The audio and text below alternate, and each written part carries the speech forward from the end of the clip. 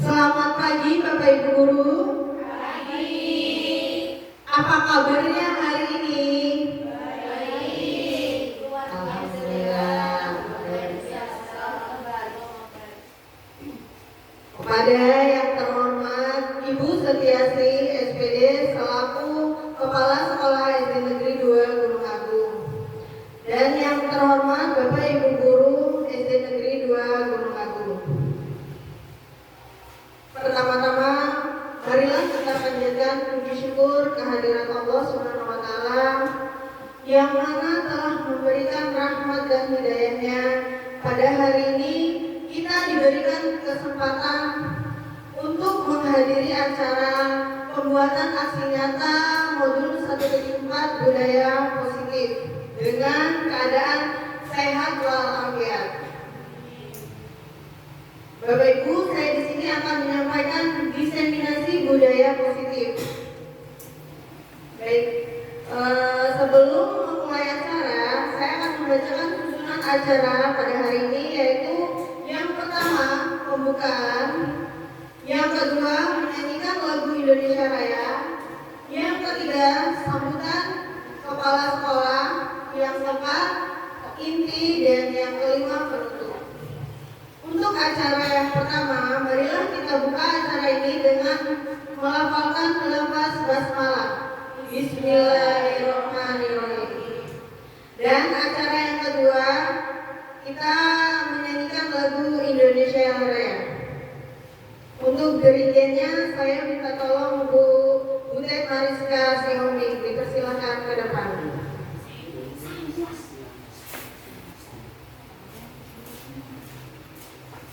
Maaf, untuk hadirin diharap berdiri.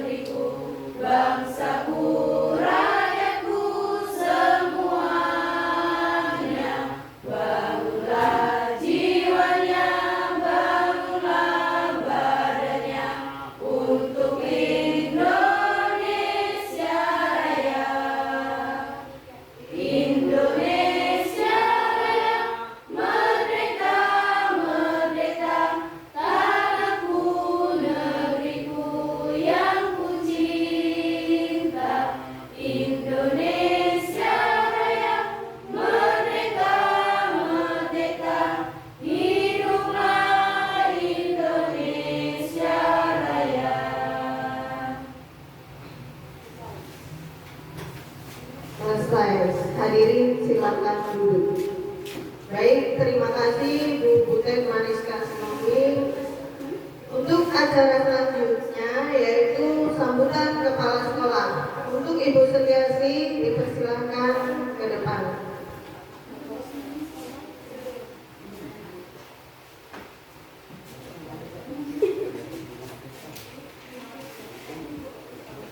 Bismillahirrahmanirrahim. Assalamualaikum warahmatullahi wabarakatuh. Waalaikumsalam warahmatullahi wabarakatuh.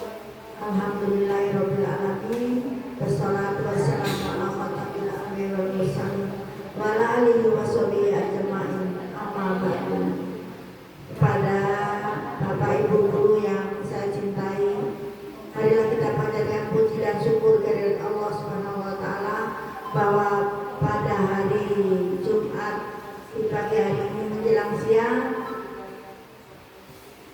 sampailah cita-cita guru penggerak kita yang masih dalam perjalanan mungkin belum separuh, yaitu pada saat ini akan melaksanakan aksi nyata 1.4 yaitu budaya positif. Mudah-mudahan apa yang mereka rencanakan, apa yang mereka akan laksanakan pada hari ini mendapatkan ridho dari Allah Subhanahu wa taala. Kami berharap mungkin bagi yang lain yang belum mengikuti guru penggerak, ini adalah suatu motivasi, dorongan hati, semangat Bapak Ibu untuk berjuang, yaitu dalam pembelajaran pendidikan.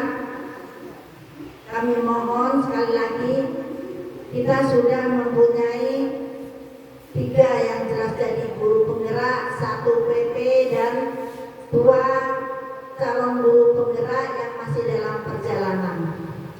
Untuk itu kita harus kerjasama, karena ini nanti saling bergantian. Kalau ada teman kita yang memang mau maju, pengen support dari Bapak Ibu guru, ayo kita bantu, kita kasih masukan apa sih yang dibutuhkan oleh mereka, karena nanti ini akan bergantian. Mungkin ini nanti akan tuntutan. Ini adalah suatu intinya politik pendidikannya dari guru penggerak sekarang yang sudah jadi guru penggerak dikejar-kejar untuk menjadi PP, suruh daftar ke PP, yaitu termasuk tutor. Mungkin nanti akan seperti itu. Ini adalah trik-trik pemerintah yang nantinya Bapak Ibu guru ini walaupun nanti belum ada pengangkatan akan dituntut ya kayak model guru penggerak ini. Jadi ayo kita sama-sama belajar, dan ini kesempatan yang belum ikut guru penggerak bisa, oh ini toh guru penggerak, kan sudah ada gambaran, teman kita udah termasuk sudah lumayan. Mungkin dari 1 kecamatan Terusan Nunye ini yang Ibu lihat kemarin paling banyak cepat SD kita. Kalau yang lain mungkin masih 1, 2, bahkan ada yang SD yang belum sama sekali. Ya kita bersyukur, berarti di SD kita ini sudah, Bapak Ibu saya juga terima kasih sudah banyak pikiran untuk maju semua. Saya kira dari saya cukup sekian. Mudah-mudahan yang hari ini membuat aksi nyata bisa sukses. Hasilnya tidak harus berulang-ulang lagi, dan sekali lagi mungkin Allah meridhoi pada saat hari ini. Kami tutup, wabillahi taufiq wal hidayah. Wassalamualaikum warahmatullahi wabarakatuh.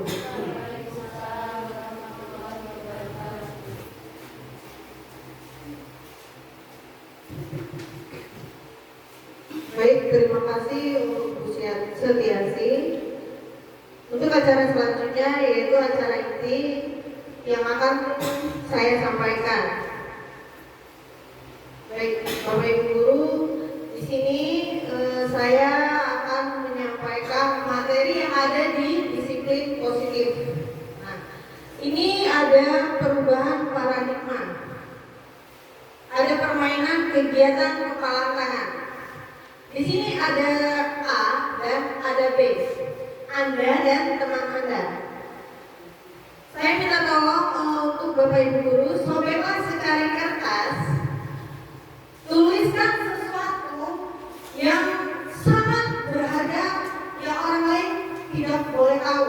Rahasia yang sangat berharga untuk Bapak Ibu pertahankan agar seseorang tidak mengetahui. Baik, saya meminta tolong untuk 2 orang maju ke depan untuk permainan kepala tangan. Siapa yang bersedia maju? Bu Yesi, silakan. Bu Yesi dan Bu Asih. Oh, yang lain ya Bu ya, gantian. Bu Bu Enggar, silakan Bu Yesi dan Bu Enggar untuk melakukan permainan kepalan tangan.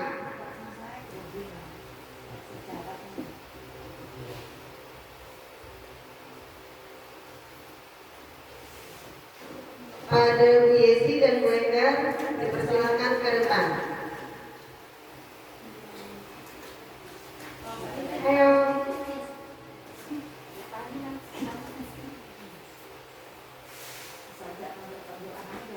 Ini yang menyimpan rahasia Bu Yesi dulu ya. Ya. Nanti Bu Enggar bisa merayu Bu Yesi. Gimana caranya supaya Bu Yesi bisa membuka tangannya Bu Yesi dengan cara mengancam atau merayu atau bagaimana? Ya. Iya.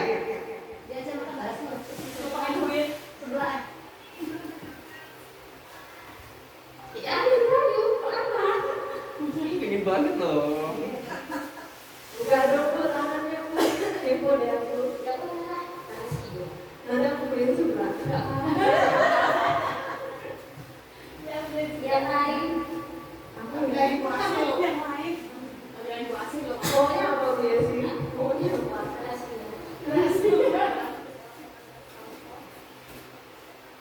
Kalau boleh sama Bu Asih ya. boleh lagi lah.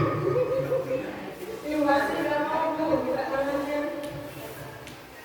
Tidak boleh. Bisa. Jangan. Jangan, tidak bisa. Ini bisa.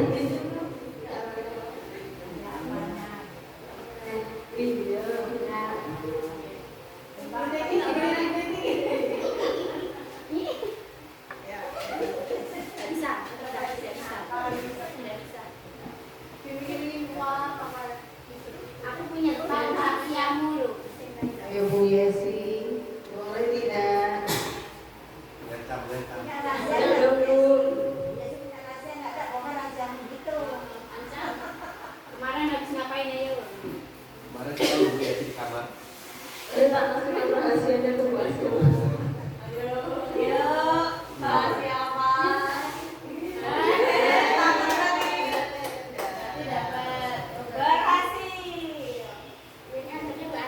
Terima kasih ya.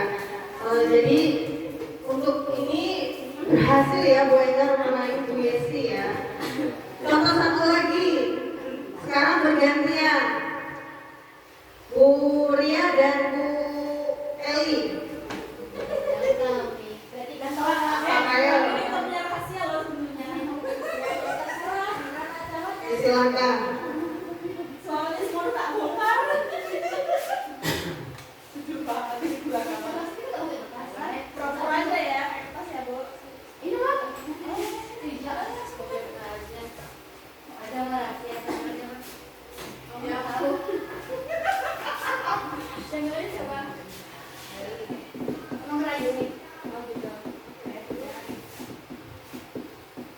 Desa.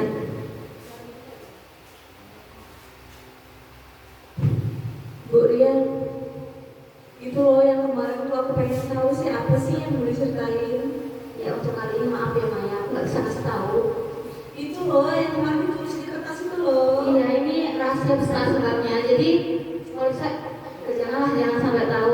Cukup Umi aja yang tahu. Ya, Kita kan besti loh, mas tahu lah. kalau kali ini ya maaf aja, nggak bisa. Walaupun gimana rayuannya ya maaf, nggak bisa. Kayaknya nggak bisa kasih tahu kali ini. Nanti kita makan itu loh yang bakar loh. Kayaknya kalau makanan yang bakar tuh nggak apa ya? Bisa aja deh kayaknya ya. Nggak sesuai dengan apa yang saya simpan gitu. Apa Terus namanya? kayaknya ini nggak bisa untuk kali ini. Ya mungkin semua yang perjanjian apapun yang kita alami semua ibu apa namanya kasih tahu semuanya. Tapi untuk kali ini yang maaf banget nggak bisa. Ayolah, kasih tahu sekali aja. Ya maaf, pokoknya nggak bisa nih. Jadi nggak mau nih. Nggak bisa kali ini. Ya udahlah kalau nggak mau lah. Ya udah ya. Ngancam ya. Baik, terima kasih.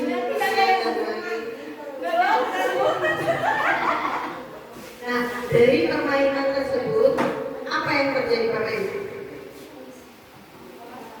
Dari mainan tersebut, apa yang terjadi? Pengancaman. Ya, yang pertama. Ya, untuk yang pertama ya, yang pertama untuk Bu Yesi. Bu Yesi ini udah membuat yang cucu dirayu. Ya, nah, jadi dia membuka kepalang tangannya. Untuk yang kedua, Umiria dan Bu Eli. Umiria ini sangat kekeh, tidak mau membuka rahasia. Jadi Bapak Ibu, yang mengontrol diri kita itu siapa? Orang lain atau diri kita sendiri? Iya. Yang mengontrol diri kita itu adalah diri kita sendiri ya Bapak Ibu ya, bukan orang lain. Jadi bagaimana pendirian kita? Apabila ada rahasia yang sangat berharga bagi kita, jadi awal kita tidak mau membuka rahasia tersebut kepada siapapun. Ya, kita harus bisa mengontrol diri kita untuk tidak menceritakan rahasia tersebut. Nah, di sini ada teori kontrol atau teori pilihan. Nah, ilusi kontrol. Ilusi guru mengontrol murid. Apakah kita sebagai guru bisa mengontrol murid, Bapak Ibu? Bisa kita mengontrol murid kita? Bisa. Bisa ya Bapak Ibu ya? Yang kedua, ilusi bahwa kritik dan membuat orang merasa bersalah dapat menguatkan karakter. Bisa. Apabila kita dikritik dan berbicara membuat orang tersebut merasa bersalah, apakah cara tersebut menguatkan karakter? Tidak mesti ya. Yang ketiga, ilusi bahwa semua kekuatan positif, efektif dan bermanfaat. Ya. Ilusi bahwa orang dewasa memiliki hak untuk memaksa. Tidak. Nah, di sini siapakah sesungguhnya yang mengontrol diri, yang memiliki kontrol? Tadi sudah disebutkan ya Bapak Ibu, yang mengontrol diri kita itu kita sendiri, bukan orang lain. Nah, yang pertama ada stimulus respon. Kita mencoba mengubah orang agar berpandangan sama dengan kita.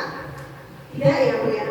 Kita tidak bisa mengubah pandangan orang supaya mereka berpandangan sama seperti pandangan kita. Nah, teori kontrolnya kita berusaha memahami pandangan orang lain tentang dunia terlebih dahulu. Perilaku buruk dilihat sebagai suatu kesalahan. Ya atau tidak Bapak Ibu?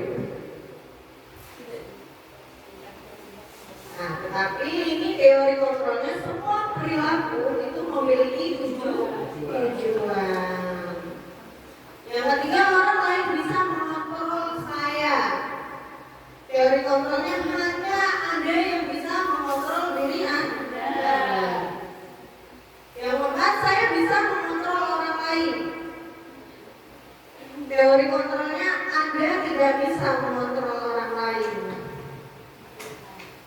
Dan yang kelima, pemaksaan ada pada saat bujukan gagal.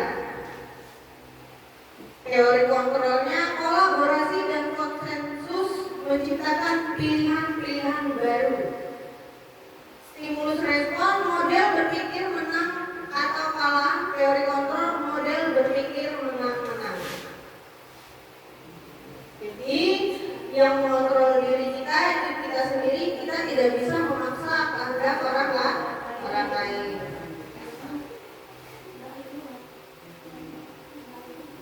Nah, Bapak Ibu, sebelum kita menciptakan budaya positif, nah suasana yang positif itu sangat mendukung ya dalam menciptakan suasana yang kondusif.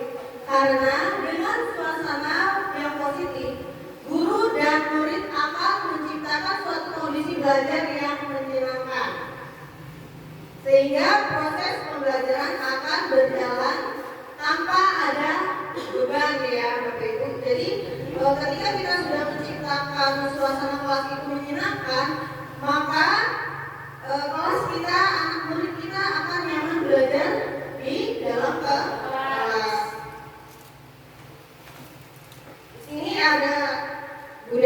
positif adalah, ini pengertian budaya positif ya Bapak Ibu. Budaya positif itu adalah nilai-nilai keyakinan dan kebiasaan-kebiasaan di sekolah yang berpihak pada murid. Jadi kita di dalam kelas itu mengajar anak-anak kita berpihak kepada murid. Berpihak pada murid itu bukan berarti kita harus mengikuti semua keinginan murid ya Bapak Ibu ya. Murid itu di dalam kelas memiliki pilihan mereka dalam belajar. Bagaimana cara kita supaya murid itu di kelas senang? Maka suasana kelas akan menjadi nyaman. Dan dengan berpihak kepada murid, maka murid itu dapat berkembang menjadi pribadi yang kritis, hormat, dan bertanggung jawab. Sebelum kita menciptakan budaya positif, ada konsep-konsep inti yang kita terapkan. Yang pertama ada disiplin positif, yang kedua teori motivasi hukuman dan penghargaan atau restitusi, yang ketiga keyakinan kelas, keempat kebutuhan dasar manusia, yang kelima posisi kontrol, dan yang keenam segitiga restitusi. Nah, untuk yang pertama ini ada disiplin positif. Disiplin positif ini adalah suatu cara penerapan disiplin tanpa adanya kekerasan pada anak didik kita ataupun ancaman yang membuat siswa tersebut tidak nyaman ya. Nah, dalam penerapan budaya positif, disiplin positif, murid diajarkan untuk memahami konsekuensi dari perilaku mereka. Jadi ketika murid berbuat salah, maka mereka akan memahami, oh konsekuensi saya berbuat salah, saya akan mendapatkan konsekuensi dari kesalahan saya. Nah, selain itu disiplin positif juga mengajarkan murid untuk bertanggung jawab serta mempunyai rasa hormat kepada guru dalam berinteraksi di lingkungan sekolah. Jadi budaya disiplin positif ini merupakan salah satu penerapan disiplin yang bertujuan untuk menumbuhkan kesadaran serta memberdayakan murid untuk melakukan sesuatu tanpa sogokan, ancaman, dan hukuman.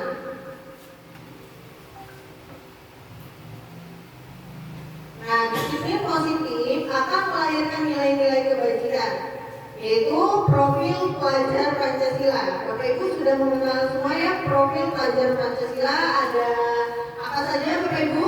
Yang pertama, beriman, bertakwa kepada Tuhan Yang Maha Esa dan berakhlak mulia, berkebinekaan global, mandiri, bergotong royong, bernalar kritis, dan kreatif. Nah, di sini ada teori motivasi hukuman dan penghargaan. Menghindari ketidaknyamanan atau hukuman, mendapatkan imbalan atau penghargaan, itu berasal dari dalam atau dari luar murid kita Bapak Ibu. Dari luar. Karena mereka itu dengan kita berikan hukuman, mereka akan menghindari hukuman kita. Ya. Mendapat imbalan atau penghargaan, maka mereka akan terbiasa dengan imbalan dan penghargaan yang kita berikan. Ya Bapak Ibu. Yang kedua, menghargai diri dan menjadi orang yang mereka inginkan.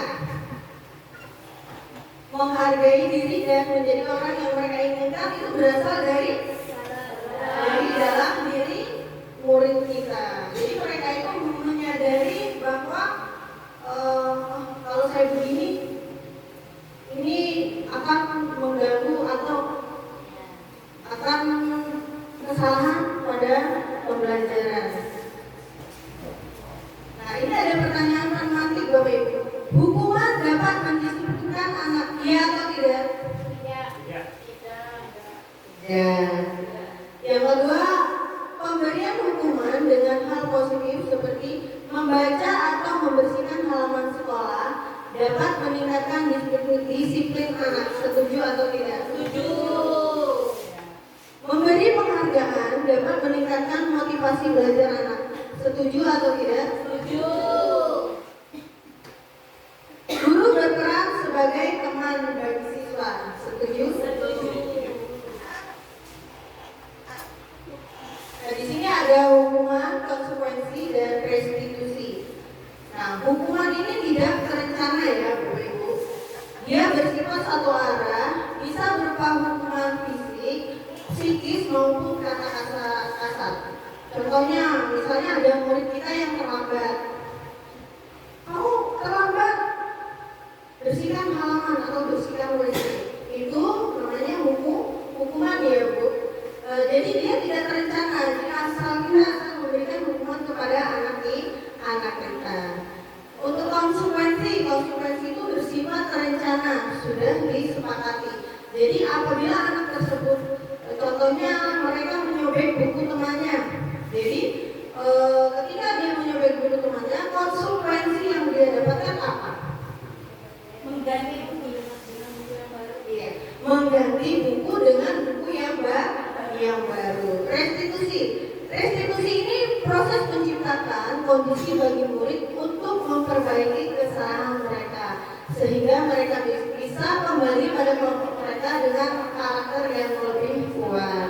Contohnya, misalnya anak kita berbuat kesalahan ya Bapak Ibu, misalnya mereka berantem nih. Jadi kita adakan restitusi. Kita tanyakan dulu alasan anak tersebut berantem kenapa. Nah, kita stabilkan dulu, kita tanyakan mereka alasannya berantem. Nah, setelah dijelaskan, kita berikan solusi untuk masalah anak tersebut. Tidak harus langsung dihukum. Jadi kita tanyakan alasannya, lalu kita berikan solusi. Ya Bapak Ibu, supaya anak tersebut tidak down, tidak merasa dia tersakiti oleh gurunya, tapi dia merasa karakternya itu lebih kuat karena gurunya memberikan dia sebuah solusi untuk permasalahan murid tersebut. Ya Bapak Ibu Guru. Nah, di sini ada pertanyaan, hukuman atau konsekuensi. Mencatat 100 kali di dalam buku kalimat, saya tidak akan terlambat lagi karena terlambat ke sekolah. Hukuman atau konsekuensi?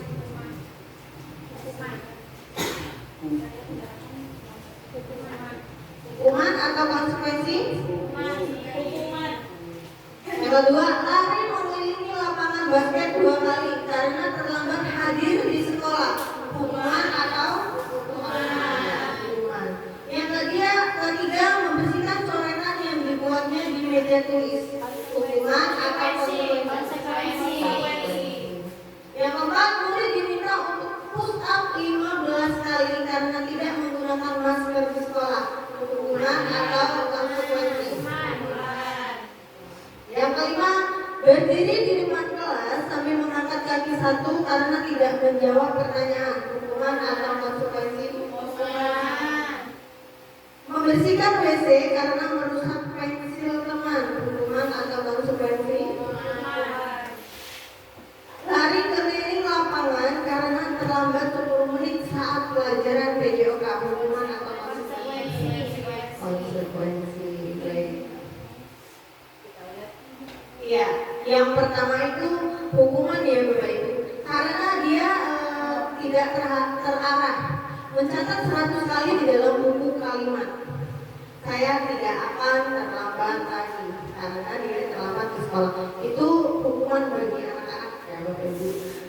Yang kedua, lari mengelilingi lapangan basket 2 kali karena terlambat hadir. Dia juga tidak terarah, maka dia disebut hukuman. Yang ketiga, membersihkan coretan yang dibuatnya di meja tulis. Konsekuensi, karena dia sudah melakukan kesalahan dan dia pun harus bertanggung jawab atas kesalahannya. Yang keempat, murid diminta untuk push up 15 kali karena tidak menggunakan masker. Hukuman ya Bapak Ibu.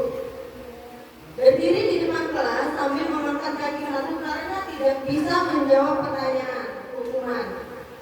Membersihkan tumpahan air di meja tulis karena tersenggol pada saat belajar itu konsekuensi. Yang ketujuh, lari keliling lapangan karena terlambat pada pelajaran PJK itu konsekuensi. Baik. Nah, di sini ada perbedaan antara hukuman dan konsekuensi. Hukuman itu sesuatu yang menyakitkan harus terjadi. Seperti kita suruh anak-anak membersihkan WC, itu menyakitkan ya Bapak Ibu bagi anak. Kalau konsekuensi itu harus terjadi, di mana anak tersebut membuat kesalahan, maka akan bertanggung jawab. Yang kedua, membuat anak sakit fisik maupun hati untuk jangka waktu yang lama. Membuat anak merasa tidak nyaman dalam jangka waktu yang pendek. Anak membenci kedisiplinan. Konsekuensi anak menghargai disiplin. Keempat, paksaan. Stimulus tanggapan. Yang kelima, mendorong anak menyakiti diri sendiri, mendorong anak agar mudah menyesuaikan diri. Konsep diri yang buruk, konsep diri yang baik. Anak belajar untuk menyembunyikan kesalahan. Konsekuensi anak belajar untuk mematuhi peraturan. Marah, rasa bersalah, dipermalukan, dan merasa tidak dihargai. Konsekuensi kehilangan hak, dibuat tidak nyaman, diasingkan untuk sementara.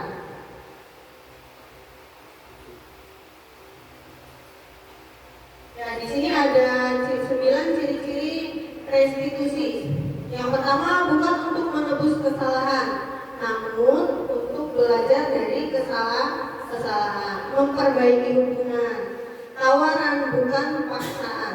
Yang keempat, restitusi menuntun untuk melihat dalam diri.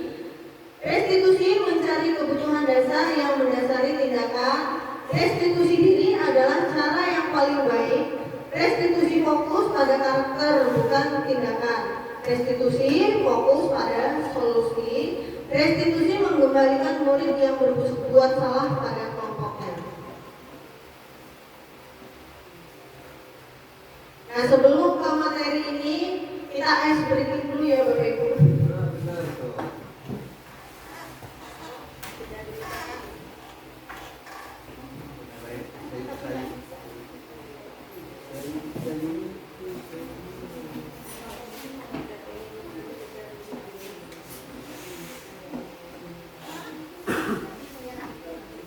Yang heboh ya.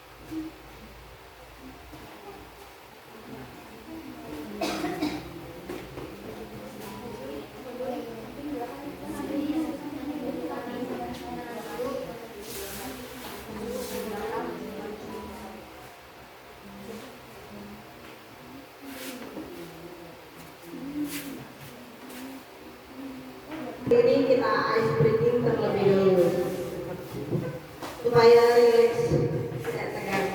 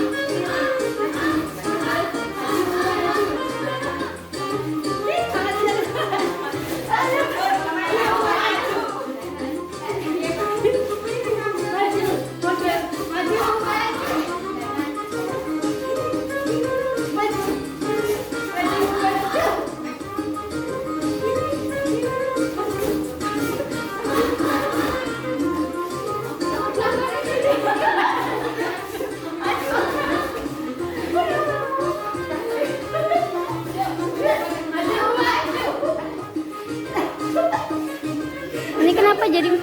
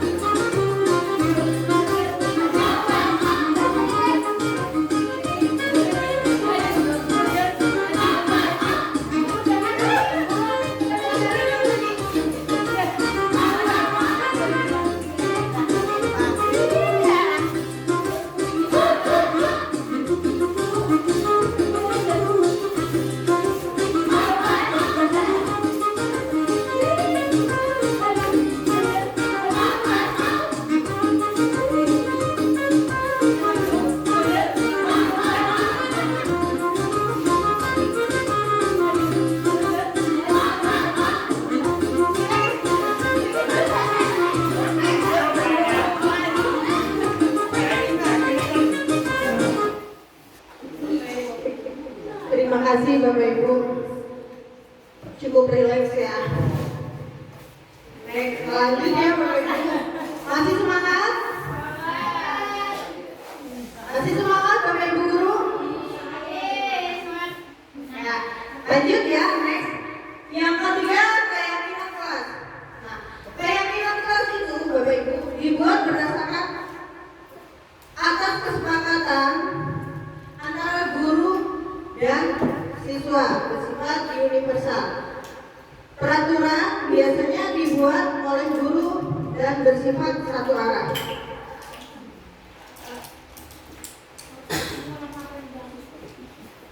Nah, Bapak Ibu nanti kita akan membentuk kelompok dalam pembuatan keyakinan kelas. Di sini ada langkah-langkah dalam pembentukan keyakinan kelas. Yang pertama, mempersilahkan siswa untuk mencurahkan ide tentang peraturan yang akan disepakati. Yang kedua, mencatat semua masukan. Yang ketiga, ganti kalimat negatif menjadi positif. Yang keempat, tinjau kembali curahan pendapat yang terkumpul dan susun menjadi keyakinan kelas. Yang kelima, tinjau ulang keyakinan kelas yang sudah tersusun 3 sampai 7 keyakinan.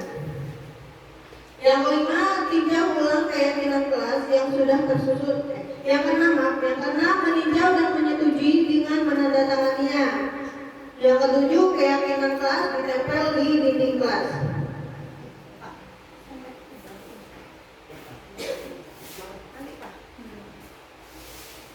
Nah, di sini ada langkah-langkah pembuatan keyakinan kelas. Nanti saya akan meminta bantuan kepada Bapak Ibu guru untuk membuat keyakinan kelas.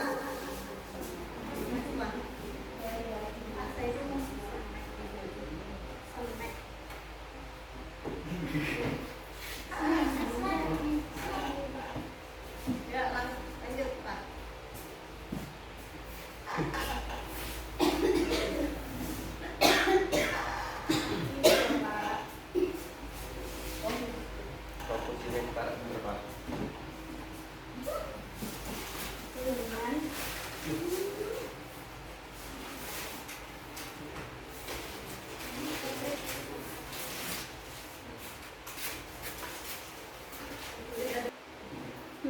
Nah Bapak Ibu, ini ada peraturan dan keyakinan kelas. Peraturan, selalu kembalikan buku ke tempatnya. Keyakinan kelasnya apa kira-kira Bapak Ibu?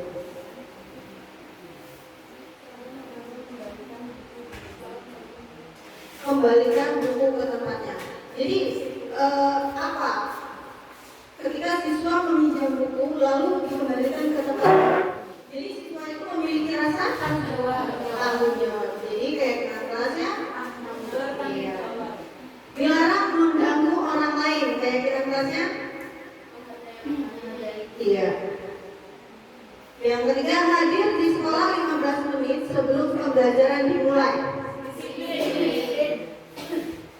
Dilarang melakukan kekerasan. Keyakinan kelasnya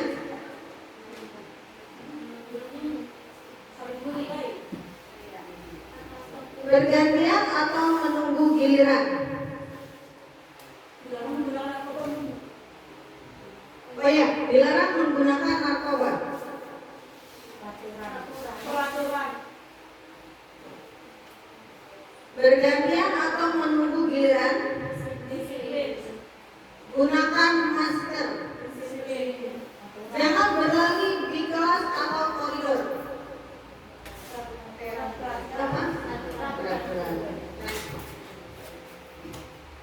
Baik, Bapak Ibu, selalu kembalikan buku ke tempatnya, tanggung jawab ya Bapak Ibu. Jadi ketika murid meminjam buku, dia mengembalikan buku tersebut pada tempatnya, itu berarti dia sudah menjalankan keyakinan kelas tanggung jawab. Dilarang mengganggu orang lain. Berarti dia sudah menghormati orang lain. Hadir di sekolah 15 menit sebelum pembelajaran dimulai, menghormati orang lain dan berkomitmen. Dilarang melakukan kekerasan. Itu menghormati orang lain. Dilarang menggunakan narkoba, kesehatan, keyakinan saya ya Bapak Ibu, perjanjian atau menunggu giliran, menghormati orang lain atau bersabar. Gunakan masker. Gunakan masker itu untuk keselamatan dan kesehatan. Jangan berlari di kelas atau koridor. Keselamatan dan keamanan.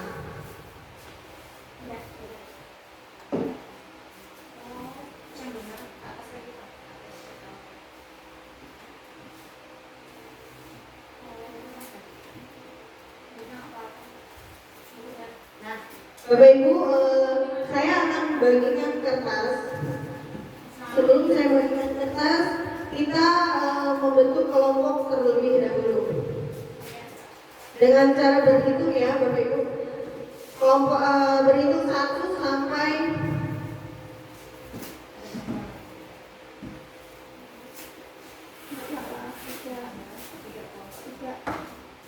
kita akan membentuk 3 kelompok. Jadi berhitung 1 sampai 3. Yang berhitungnya 1, kelompok 1 kumpul ke 1 semua, 2 kumpul ke 2, 3 kumpul ke 3. Baik, langsung saja Bapak Ibu berhitung. Dimulai dari mana dulu? Dimulai dari 2 ya. 2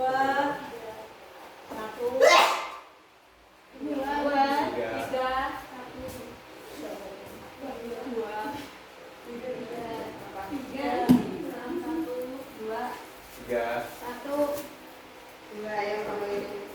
Ya, silakan bergabung dengan kelompoknya masing-masing.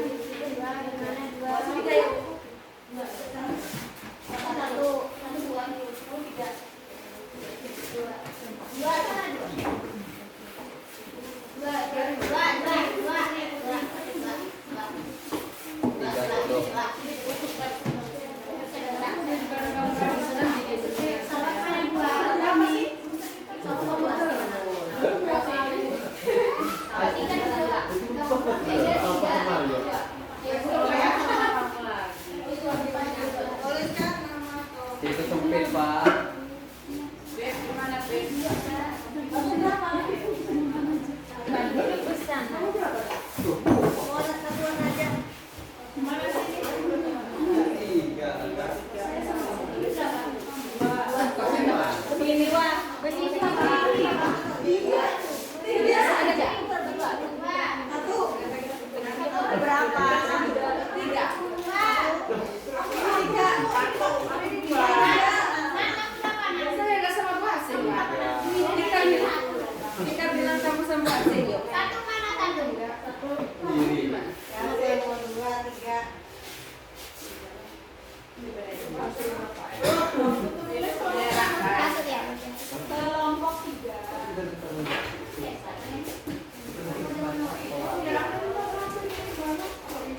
Ya Bapak Ibu, ini langkah-langkah dalam membuat keyakinan kelas. Di sini ada guru dan siswa ya. Di sini siapa untuk kelompok 1, gurunya siapa? Jadi guru mengarahkan anak-anak untuk membuat keyakinan di kelas masing-masing. Jadi kelompok 2 gurunya siapa, kelompok 3 gurunya siapa?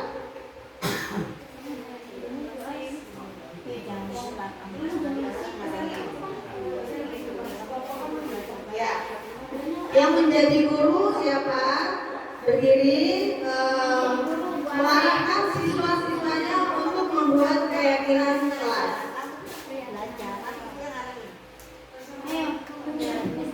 Dengan langkah-langkah yang ada di depan.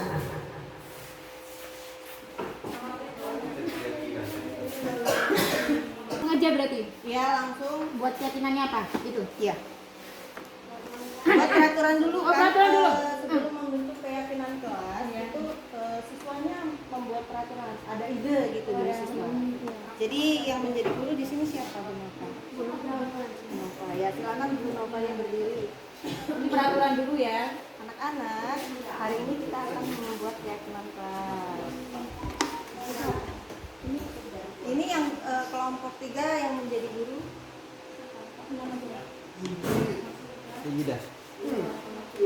Peraturannya yang dibuat sama siswa Pak? Iya, sama siswa. Dibuat sama siswa peraturannya.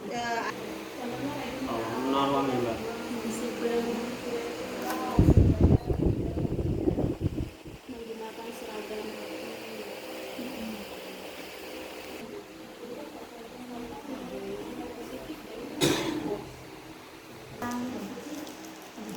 Sampah ini kayak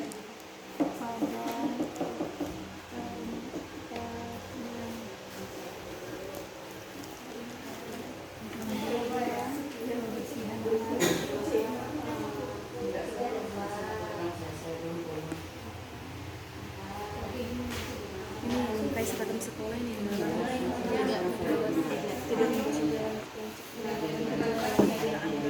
ini tidak boleh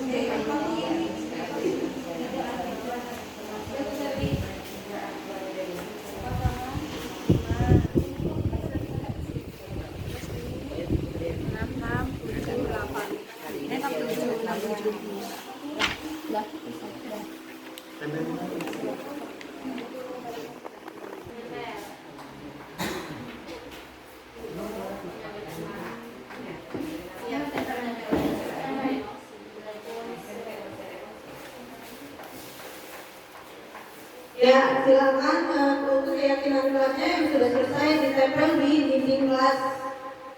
Mau di sana nggak apa-apa, Bapak Ibu.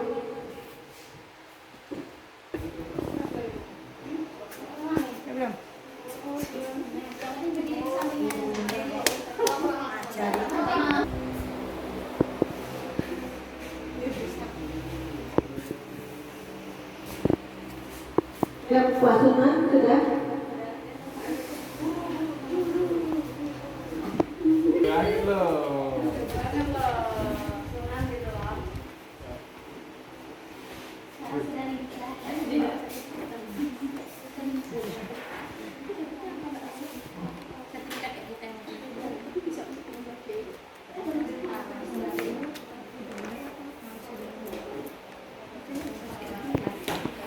Baik, terima kasih Bapak Ibu sudah membuat keyakinan kelas ya. Next, lanjut ke kebutuhan dasar manusia. Setiap manusia itu mempunyai kebutuhan ya Bapak Ibu. Setiap tindakan murid dilakukan untuk memenuhi kebutuhan dasar manusia. Nah, ada 5 kebutuhan dasar manusia. Yang pertama, bertahan hidup. Yang kedua, kasih sayang. Yang ketiga, kebebasan. Yang keempat, kesenangan. Dan yang kelima, penguasaan. Bertahan hidup. Untuk bertahan hidup, manusia itu murid, terutama untuk murid ya Bapak Ibu guru. Bertahan hidup, murid itu untuk bertahan hidup memerlukan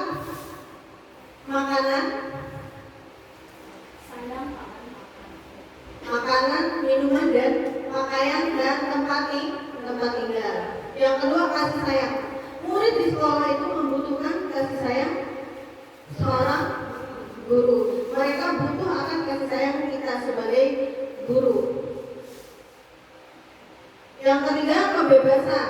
Nah, murid juga di sekolah mempunyai kebebasan. Kebebasan apa ya Bapak Ibu guru? Menyampaikan pendapat. Iya, kita harus memberikan murid tersebut kebebasan dalam menyampaikan pendapat mereka atau ide-ide mereka di kelas.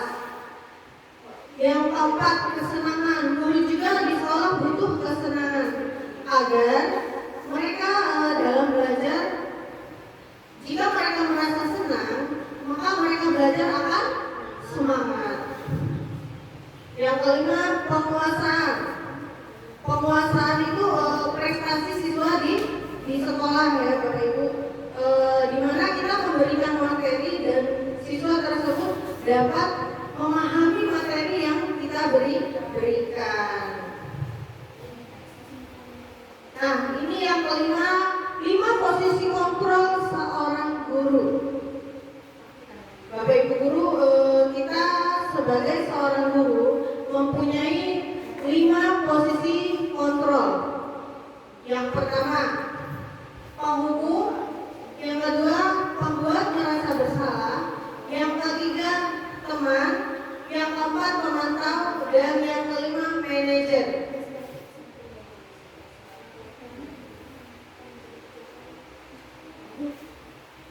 Nah, di sini ada identitas gagal, identitas berhasil, ada identitas berhasil kontrol dari luar dan identitas berhasil kontrol dari dalam diri. Nah, Bapak Ibu, kita sebagai seorang guru sekarang posisi kontrol Bapak Ibu guru di kelas kira-kira sebagai penghukum, pembuat merasa bersalah, teman, pemantau, atau manajer.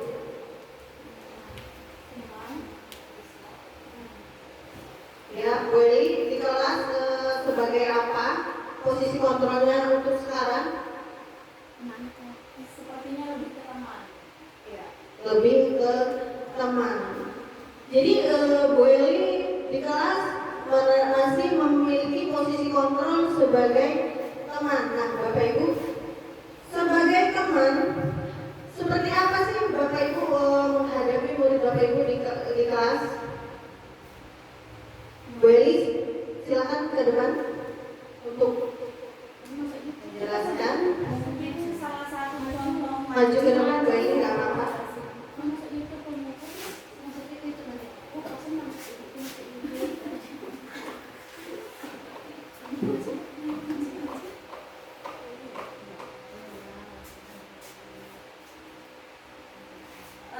Mungkin kalau saya sendiri di kelas itu lebih memposisikan saya sebagai teman di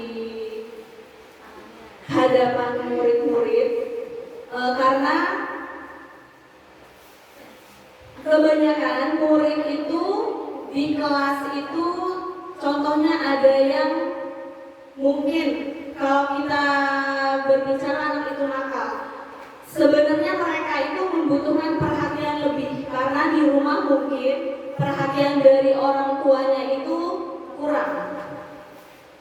Jadi untuk pendekatan ke murid, contohnya kita saling sharing atau kita memanggil murid tersebut untuk bercerita apa yang dia rasakan, mengapa dia di sekolahan melakukan hal seperti itu.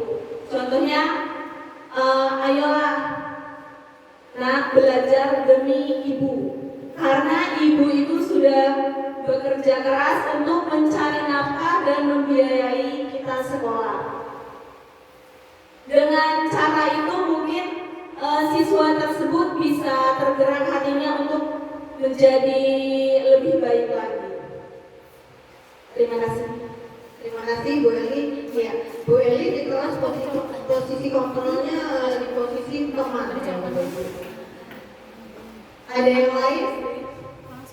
Masih ada tidak posisi kontrol yang di kelas itu sebagai pembentuk ketika anaknya bersalah di kelas, Bapak Ibu guru masih memberikan hukuman? Tidak. Baik. Sebagai pemantau,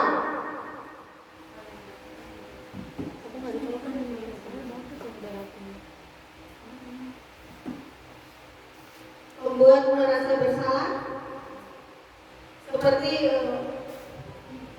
Ibu kan sudah sering bilang sama Viva, misalkan ya Bu ya, jangan mengulanginya lagi demi Ibu. Kenapa Viva mengulanginya lagi seperti itu ya? Jadi nadanya rendah kepada murid itu untuk membuat merasa bersalah. Untuk sebagai teman, ayolah nak lakukan demi ibu. Masa kamu tidak mau melihat, masa kamu tidak mau ingin ibu bantu? sebagai pemantau. Sebagai pemantau itu kita memantau anak-anak, memberikan anak-anak konsekuensi atas kesalahan mereka. Adakah yang sudah posisi kontrolnya sebagai manajer, yang mana ketika anak tersebut merasa bersalah, ketika anak tersebut membuat kesalahan, maka seorang guru itu memberikan solusi. Sudah adakah Bapak Ibu guru yang menjadi manajer di kelas? Sudah, baik Bapak Ibu guru. Jadi posisi kontrol seorang guru itu ada pengukur, pembuat merasa bersalah, teman, pemantau, dan manajer. Dan yang keenam, ada segitiga restitusi. Nah, segitiga restitusi ini yang kita terapkan di sekolah. Ini termasuk disiplin positif ya, budaya positif di sekolah kita, yaitu menerapkan segitiga restitusi. Yang mana ketika anak kita membuat kesalahan di sekolah, maka kita akan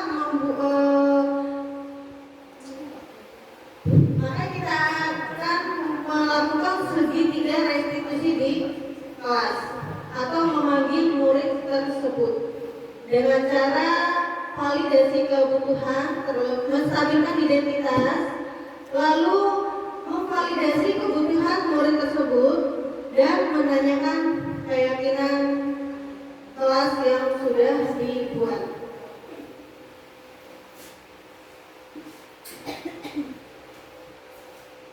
Nah, Bapak Ibu, dalam penerapan segitiga restitusi, yang pertama kali kita lakukan yaitu menstabilkan identitas. Seperti, berbuat salah itu tidak apa-apa. Kita sebagai manusia tidak ada yang sempurna.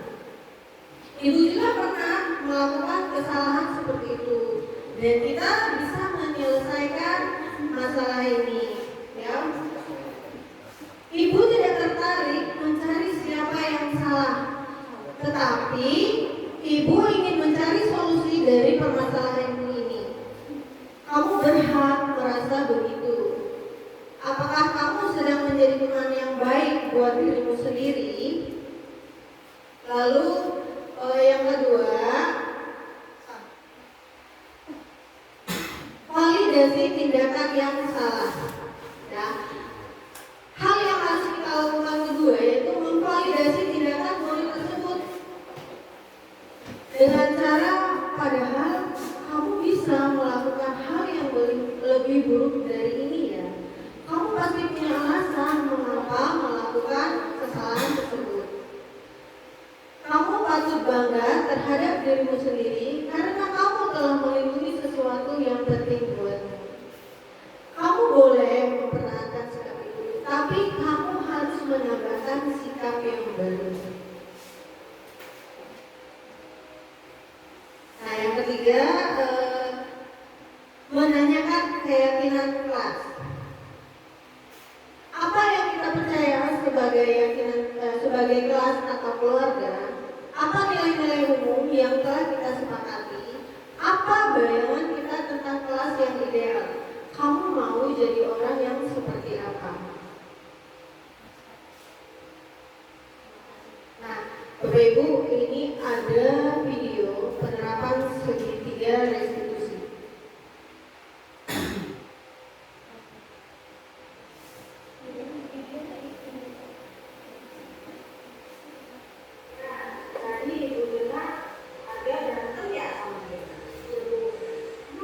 Ini adalah contoh video dalam penerapan segitiga restitusi. Wajar ya, ada orang sama kira.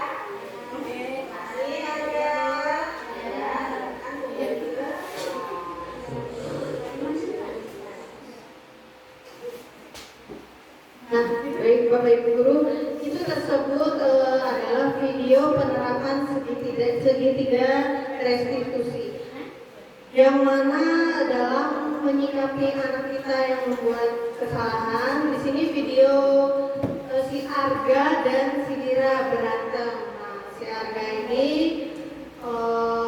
marah dengan Dira karena Dira selalu mencontek pekerjaan Arga atau tugas Arga dalam belajar. Nah, jadi Arga ini marah. Kita tanyakan terlebih dahulu kenapa alasan anak kita berantem. Jangan langsung kita memarahi ya Bapak Ibu Guru. Jadi iya, kita sebagai guru harus sabar menghadapi murid kita di sekolah ya Bapak Ibu Guru. Jadi dalam menghadapi anak-anak kita harus yang pertama menanyakan dulu alasan mereka kenapa sih mereka berantem. Nah, pasti mereka punya alasan ya Bapak Ibu dalam melakukan kesalahan. Nah, dalam kesalahan tersebut kita memberikan solusi kepada murid kita ya. Bagaimana sih cara mereka untuk memperbaiki kesalahan mereka agar tidak mengulangi kesalahan tersebut. Ya, baik, Ibu, terima kasih. Ini saya sudah diberikan kesempatan dalam menyampaikan diseminasi budaya positif. Lebih kurang atau ada perkataan yang sengaja ataupun tidak sengaja menyakiti Bapak Ibu Guru, saya mohon maaf, dan mohon maaf untuk penyampaian materi mungkin masih kurang maksimal ya Bapak Ibu, mohon support dan dukungannya. Sekali lagi saya ucapkan banyak-banyak terima kasih kepada Bapak Ibu Guru yang hari ini telah hadir dalam diseminasi budaya positif saya hari ini. Semoga kedepannya Bapak Ibu Guru segera menyusul ya untuk mendaftar guru. Baik, untuk Ibu Setiasi sebagai kepala sekolah saya ucapkan banyak-banyak terima kasih atas support dan dukungannya. Saya bukan apa-apa di sini ya Bu. Saya masih perlu bimbingan, support dan motivasi dari Ibu Kepala Sekolah dan teman-teman di sini. Saya akan belajar dan terus belajar supaya saya bisa menjadi seorang guru yang dirindukan anak-anak saya di sekolah. Saya mohon dukungan dan support dari Bapak Ibu Guru. Sekali lagi saya ucapkan banyak-banyak terima kasih. Sekian dari saya. Wassalamualaikum warahmatullahi wabarakatuh.